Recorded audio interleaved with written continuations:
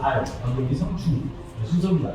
쭉 보게 되면 애벌레로 겨울 나는 게 102종, 그 다음에 알로 나는 게 45종, 건더기 40종, 성충은 20종, 미적은 뭐냐? 미적 뭐죠? 미적. 그 새들도 미조라는 말을 사용합니다. 미조. 새 처음 볼 때 미조라고 써있길래 얼마나 예쁜데 이걸 미조라고 이렇게 해놨습니다. 해가지고 새를 딱 봤더니 다른 새도 안 예쁜데 이걸 왜 미조라고 했지? 예, 길 잃은 새입니다. 길 잃은 새. 예, 길 잃은 새. 미야 생각하면 돼요. 미야. 그래서 미적은 우리나라에 없는 나비인데 우연히 발견된 나비라고 미적. 알았죠?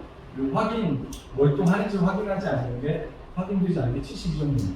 그래서 한 288종류, 한 3종 정도가 국가 생존 목록보다 추가됐어요. 다른 사람들이 보고하는 것들이 좀 있어서. 근데 이제 다른 것보다는 다른 찾기도 힘들어요. 근데 성충으로 겨울을 나니까 조금만 따뜻해지면, 겨울이 따뜻해지면 성충들을 볼 수 있다는 얘기예요. 그래서 말하는 얘기예요. 저희 12월 25일 날 나비를 본 적도 있어요. 네. 근데 관심 있어야 모르겠죠. 무슨 나비를 봤냐면 네발 나비를 봤습니다. 자, 이제 겨울을 나게 되는데요. 이게 나가노랑나비라고 하는 나비, 남쪽에 사는 나비예요. 그리고 기후 변화에 따라서 점점점 북상하고 있고, 기후 변화 지표 생물종입니다. 기후 변화의 지표가 되는 생물이고요. 박씨 랜드랑나비 이 상태로 겨울을 나고, 얘는 무슨 나비가? 검은태 노랑나비, 이것도 이 상태로 겨울 나고요. 뾰족 부전나비라고 하는 나비인데 이 나비도 이 상태로 겨울 나게 됩니다. 들신선나비, 청태신선나비, 뿔나비, 네발나비, 이게 12월 25일 날 촬영한 네발나비 모습이에요. 일부러 넣었는데 정말 고생 많지 않아요? 네, 날개가 다 찢어질 정도로 살아갈 수 있을지 1월, 2월을 견뎠을지 모르겠지만 12월 25일 날 따뜻하니까 날아다니는 모습을 이렇게 봤었고요. 산 네발나비입니다. 산 네발나비, 이 차이는 뭐냐면 되게 미묘한 차이인데 여기 점 있죠? 일점이 없어요. 네. 산네발나비는 귀한 나비, 흔하지 않고요. 산속에 가 있고 얘는 네발나비는 흔하게 볼 수 있습니다. 그리고 작은 멋쟁이 나비, 큰 멋쟁이 나비 이런 것들 이 상태로 겨울을 나게 됩니다. 이 얘기는 뭐냐면 이렇게 겨울을 간다는 얘기는 늦은 가을까지도 계속해서 볼 수 있다는 얘기고요. 겨울에도 잘하면 볼 수 있고 봄이 되면 빨리 볼 수 있다라고 보시면 돼요. 한 20종 정도의 나비가 성충으로 겨울을 난다. 무슨 친구예요? 네, 저는 봄망초입니다. 봄망초. 사실 잘못 몰라요. 개망초인 줄 알고 있는데 지금 보니까 봄망초네요. 개망초라고 생각하고 있는 거예요. 개망초 비슷하게 생겼습니다. 얘는 대만 흰나비인데, 잉무초에서 먹이를 먹고 있는 모습이고요.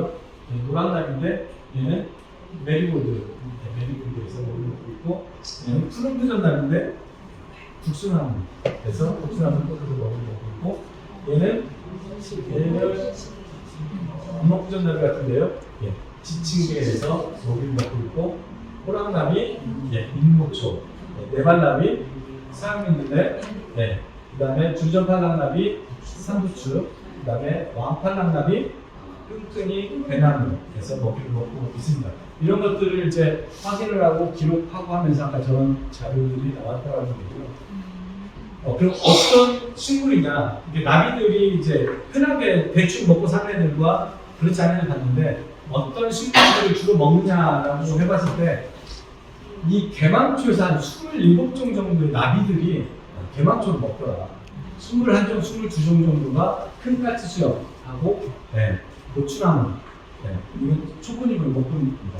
그리고 17종 정도의 나비가 엉겅퀴에서 먹고 진여의 엉겅퀴, 산초나무 또 대단히 좋아합니다. 그리고 도박나무, 나무딸기, 산딸기입니다. 그다음 벌개위치, 그다음 토끼풀, 베리곤, 라일락, 서양민들의 식감나무, 신나무, 갈퀴나물, 붉은 토끼풀, 진달래 이런 식물들을 나비들이 대단히 선호하더라라는 겁니다. 그래서 이런 식물들을 심어준 이거 또 계산해야 될 게 뭐냐면 시기예요. 꽃 피는 시기. 이 식물들을 나열해놓고 어떤 시기에 꽃이 피는지를 놓고 그걸 키워준다라고 하면 나비들에게 훨씬 더 좋은 조건이 될 수 있을 것이다 라고 할 수 있는 거죠.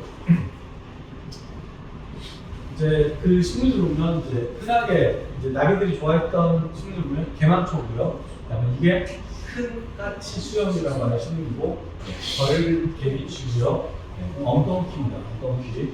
그리고 이건 지느러미가 있어서 지느러미, 엉겅퀴, 백용, 토끼풀, 붉은 토끼풀, 갈퀴나물, 사랑들레 이런 식물들을 대단히 선호하더라라는 겁니다.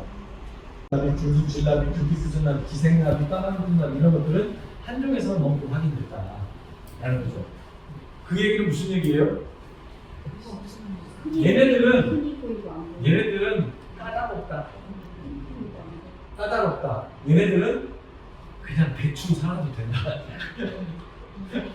쉽게 얘기하면 그런 거죠. 별로 가리지 않는다라는 얘기예요. 식물을 별로 가리지 않아서 올 가능성이 대단히 높은 나비들이 되는 거죠.